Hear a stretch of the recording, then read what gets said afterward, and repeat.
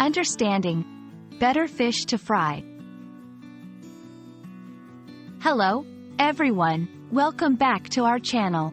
Today, we're diving into an interesting English phrase that you might have come across.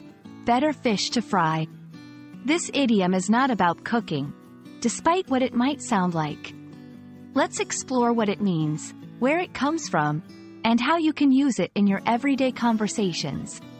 Stay tuned to become more fluent in your English expressions. Better fish to fry is an idiom that means having more important or more interesting things to do.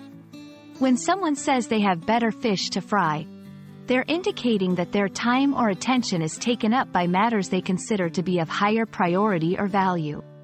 It's a way of saying there are more significant tasks or issues that require their focus. The phrase, better fish to fry, is believed to have originated from older sayings that use the concept of cooking or frying fish as a metaphor for undertaking tasks. Cooking was a common daily activity, making it a relatable metaphor for discussing priorities and tasks.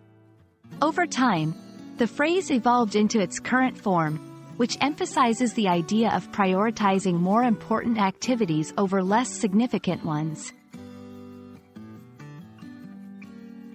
Using better fish to fry in conversation is quite simple. It's typically used in informal settings when you want to express that you're too busy with important matters to engage in something less significant. For example, I can't worry about that now. I've got better fish to fry. They didn't attend the meeting because they had better fish to fry. Remember, while it's a useful phrase, it's best used in contexts where informal and idiomatic expressions are appropriate. To help you understand further, here are a few examples of how the phrase can be used in sentences. Although the issue seems urgent, the manager said he had better fish to fry and would deal with it later. I'd love to help you with your project, but I've got better fish to fry right now with my upcoming exams. She thought about commenting on the trivial argument online but decided she had better fish to fry.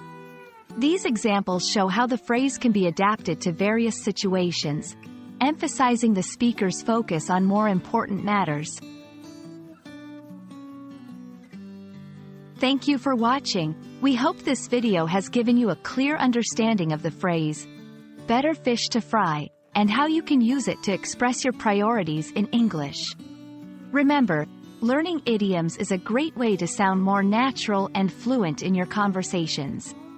If you found this video helpful, don't forget to like, share, and subscribe for more English learning content.